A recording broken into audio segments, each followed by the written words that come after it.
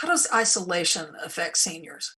Isolation many times will lead to illness, uh, mainly depression, which might could lead to your cognitive abilities. Maybe I'm going to use the example of my own mother when after my father passed away and she was by herself. Uh, we we of course had frequent visits, but that's still not being there all the time. And she would fall asleep in her recliner and often. And when she woke up, she didn't know what time of day it was or what day it was. So she might have just been asleep for 30 minutes, but when she woke up, it was the next day to her. So that would lead to messing up her medications. She would take her medicines and it wasn't time for those medicines, or she would take them maybe 2 days late or something. So that was always an issue with my mother. And we did find out she wasn't eating either. What can we do to make our senior neighbors feel less alone? So if you're a neighbor and you go and you check on your neighbor, your elderly neighbor, just say, how's everything going? And many times they just want to visit.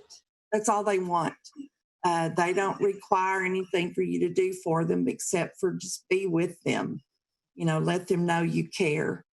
That's very important.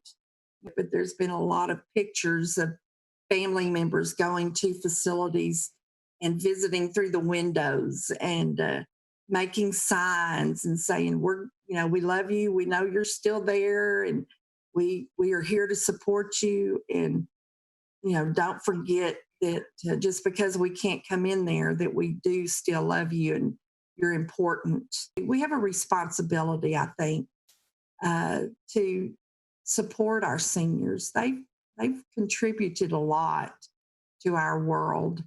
They have, paved the way for us. So I feel like we owe it to them, to stay connected.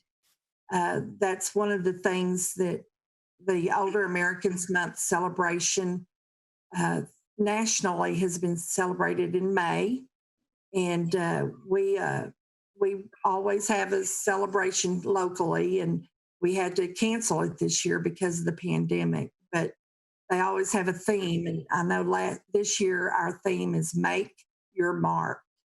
In other words, let people know who you are, tell your story. You have so much to share and to tell people. Describe the services the Area Agency on Aging provides to seniors in the Texas Panhandle. We provide a lot of services for people 60 and over. Our agency was established in 1965 with the Older Americans Act, and we get grants from the government, both federal and state, and we provide all kinds of services, one being benefits counseling, helping people to navigate Medicare.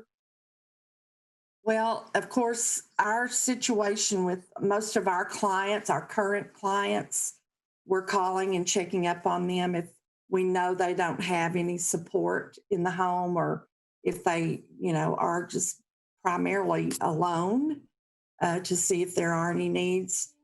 What we've seen is the need for food.